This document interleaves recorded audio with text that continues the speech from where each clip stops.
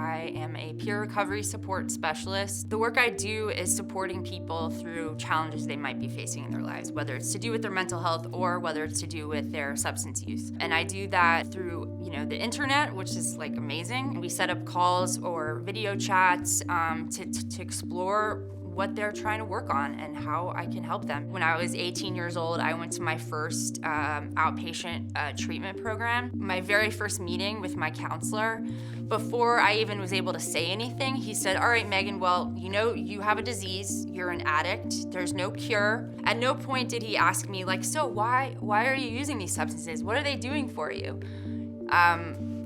Well, what are your goals?" And the point is, it is groundbreaking and door opening to just ask someone, like, how are you? What do you like? What do you want? What do you need? So I do try to navigate that, when I am working with others, and to hold back, some of my own experiences, while also holding true that the more solutions you offer someone, the more likely they are to try something. Maybe now that they've got the support, a cheerleader, like someone that's standing next to them in the process to help them feel less scattered and to get their steps and goals kind of lined up so that they can achieve those small incremental changes. That to me is what success looks like. And sometimes people don't want to try anything, and that's okay too. I can just be there with them. Virtual web-based support, peer support, the uniqueness of that is the accessibility, right? Many people, because of the shame, because of the stigma, they're not willing to walk in the door somewhere and ask for help. Meeting with someone as their peer, they can remain anonymous physically.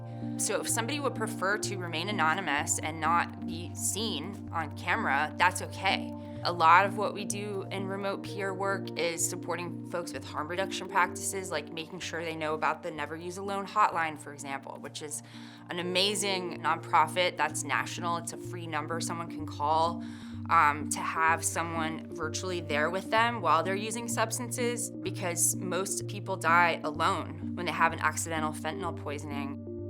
There's apps referred to as spotting services that you can use if you have to use alone, which we highly don't recommend anyone ever use alone. But if you have no choice, you would sign into the app, press some buttons, like say who you are anonymously. If you don't check in by a certain time, it alerts local emergency services to come and check to make sure you're okay. And these things work. These tools really work well. There's Harm Reduction Works. It is basically structured like any other mutual aid support meeting. There's meetings happening every single day, every single night, and they happen online, they happen in person. There's someone that acts as the host who reads the script, and then there's a topic or some sort of exercise that's introduced, whether that's a guest speaker or a short video, and then there's a part where people get to share, have dialogue, have conversation. It's a really low barrier way of finding community and support, and we hope love and connection. It's the only mutual aid support meeting where someone could go, and just by listening to the script alone, it could potentially save a life, because they'll get real information in that script of how to stay safer or keep their loved ones safer if they're currently using substances.